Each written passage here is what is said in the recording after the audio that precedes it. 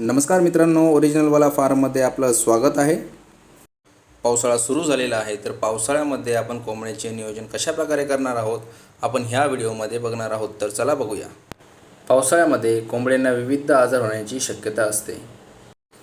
पावसाळ्यामध्ये शेडच्या सभोवतालचा परिसर स्वच्छ ठेवावा. पावसाचे पाणी शेडच्या आजूबाजूला साठून राहणार नाही याची काळजी घ्यावी, कारण त्या साठलेल्या पाण्यामुळे मच्छर आणि पाण्यात जंतू होऊ शकतात. तेच पाणी जर आपल्या कोंबड्यांनी पिले तर त्यांना आजाराचा सामनाही करावा लागू शकतो. आपल्याला शेडलाही चारही बाजूंनी पॅक करायचं आहे, कारण पावसाचे पाणी शेडच्या आतमध्येही आले नाही पाहिजे.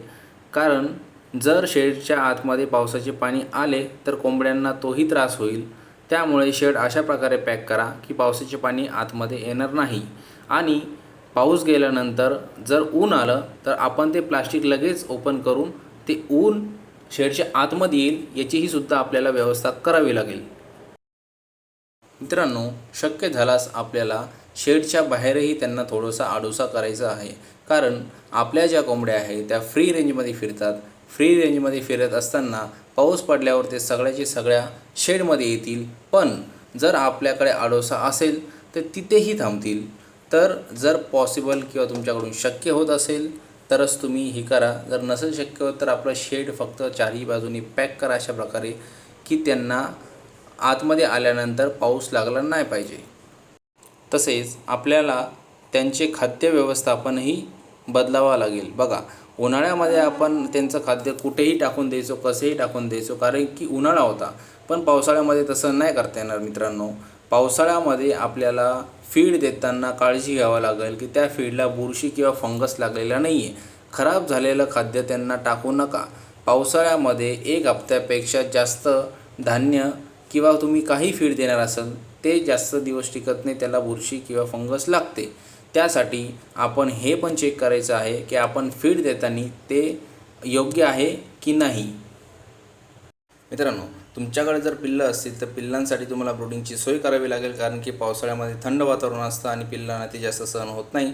त्याच्यामुळे तुम्ही ब्रूडिंगचीही सोय करा. असे केल्यास पिल्लंही सुरक्षित राहतील. तसेच शेड साफ करताना त्यामध्ये निर्जंतुकीकरणाचे औषध वापरा आणि शेड साफ करा. तसे केल्यास आजार होणार नाही किंवा आपल्या कोंबड्या आजारी शेडच्या आतमध्ये पडणार नाहीत. फक्त जर तुम्ही बाहेरचं नियोजन चांगलं ठेवलं, शेडचंही नियोजन आपण साफ करताना आपण निर्जंतुकीकरण केलं तर कोंबड्यांना आजार होण्याची शक्यता खूप कमी असते. थोडीशी काळजी घ्या. आपल्याला वातावरणानुसार त्यांचं व्यवस्थापन करावं लागेल. आपण कोंबड्यांना वेस्टेज खायला देतो, तर तेही देताना आपल्याला काळजी घ्यावी लागेल की ती खराब झालेलं नाही आहे. खराब झालेलं म्हणजे त्याला बघा मित्रांनो, पावसाळ्यामध्ये बुरशीजन्य आजार होतो.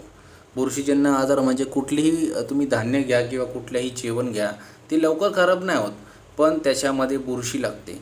बुरशी लागली, आपण तेच खाद्य किंवा तेच आपलं फीड कोंबड्यांना दिलं तर त्या कोंबड्याही आजारी होतील, त्या फंगसच्या शिकार होतील. त्यामुळे थोडीशी काळजी घ्या. वेस्टेज देतानाही ते जरा चेक करून द्या की त्याला बुरशी लागली नाही आहे, तरच त्यांना द्या, अथवा त्यांना ते खाद्य देऊ नका.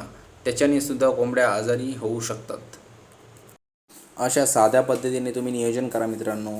पहिले तुम्ही जर कोंबडी पालन करत असाल पहिल्यांदा, तर तुम्ही साध्या पद्धतीनेच करा पहिले, कारण की जास्त खर्च करू नका. जर तुम्ही फक्त जास्त खर्च करत राहिला तर कोंबड्यांमध्ये तुम्हाला कसं मार्जिन मिळवायची आहे हे थोडंसं तुमच्या पासून दूर राहील. तुम्ही फक्त शेड चांगले बनवाल, खाली कोबा करणार, पूर्ण साईडनी सिमेंटाचा कोबा करणार, फ्री रेंजमध्ये कोंबड्या सोडणार. पण आपल्याला कोंबड्यांपासून मार्जिन मिळवायची नाही की तुम्हाला त्या शेडपासून किंवा जे कॉन्क्रीटचं सर्व करणार आहे तुम्ही त्याच्यापासून तुम्हाला मार्जिन मिळवायची आहे. तर हेही आपल्या लक्षात पाहिजे साध्या पद्धतीने. त्यामुळे आम्ही तुम्हाला सांगतो, आम्ही स्वतः साध्या पद्धतीने आम्ही सुरू केलेलं आहे. आमचा एक्सपिरियन्स आम्ही तुम्हाला सांगतो आहे. तुम्हाला जर जास्त पैशात करायचा असेल तर तो तुम्ही करू शकता. नाही, पण मला असं वाटतं कुठलीही गोष्ट करताना तिचा एक्सपिरियन्स येत नाही तोपर्यंत आपण मोठं काही करू नये. कारण की जर मोठं केलं असं नाही, मोठं करतानाही सक्सेस मिळू शकते. पण छोट्या गोष्टीपासून जर सुरुवात केली किंवा आपण छोट्या बिझनेसपासून सुरुवात केली तर नक्कीच आपण मोठ्या यशपर्यंत पोहोचू शकतो असं मला वाटतं आहे. तर अशा पद्धतीने आपण नियोजन करू शकतो. उन्हाळा आला तर आपलं उन्हाळ्यामध्येही नियोजन असतं, पावसाळा आला तर पावसाळ्यामध्ये असं नियोजन करावं लागतं. वातावरणानुसार आपल्याला बदल घडवावा लागतो मित्रांनो आणि कोंबड्यांना सेफ ठेवावं लागतं. तर बघा मित्रांनो, साध्या पद्धतीने तुम्हाला सांगितलं आहे. जर व्हिडिओ आवडला असेल तर व्हिडिओला लाईक, शेअर आणि सबस्क्राईब करा. बेल आयकनला क्लिक करा. येणाऱ्या पुढच्या व्हिडिओ तुम्हाला सर्व दिसेल आणि पुढच्या व्हिडिओमध्ये आपण कोंबड्यांना पावसाळ्यामध्ये कोणते रोग येतात आणि त्याचं निदान कसं करायचं हे तुम्हाला सांगणार आहे. तर आपल्या चॅनलला तुम्ही सबस्क्राईब करा. येणाऱ्या सर्व व्हिडिओ तुम्हाला दिसतील. धन्यवाद.